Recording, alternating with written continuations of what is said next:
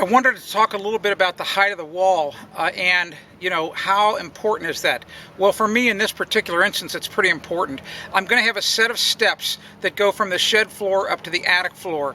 I'm real fanatical about steps, and to me the best set of staircases are ones that have 7.5-inch risers, 10-inch treads. I'll explain more about that when we get ready to do the actual stair construction. So that means that the distance from the shed floor right here, from this surface here up to the top of the attic floor, has got to be a multiple of 7.5. It turns out that 127.5 inches is that multiple, because 7.5 plus 7.5 is 15. 15 plus 15 is 30. 4 times 30 is 120, and 7.5 more inches, you've got 127.5. Now, I made this neat little drawing. Hope it's not to scale, but here is the top of the shed floor right now, right at that line. This is going to be our wall.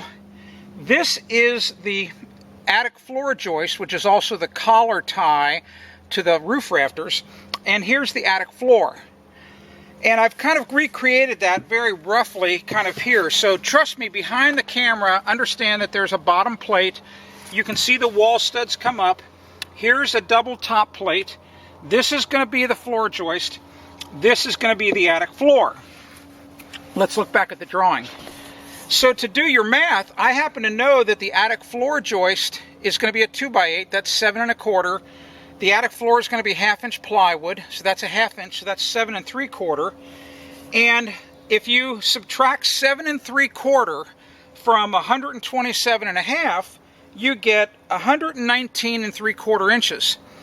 That means you have to then subtract the thickness of the bottom plate and the 2 plates at the top, which happens to be total 4.5 inches. That tells me that our stud length in my situation had to be 115.25 inches, and that's exactly what we cut them.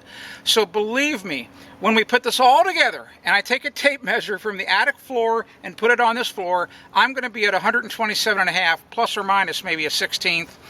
Just depends on a crown, maybe an 1/8, but that's close enough. So that's how I figure out the height of a wall. I just didn't randomly throw a 10-foot stud in here, because then that means I'd have to really kind of do some crazy math to figure out what my stair risers were going to be. But it's very important to me that my stair risers are 7.5 inches. That's how we determine what the wall height is.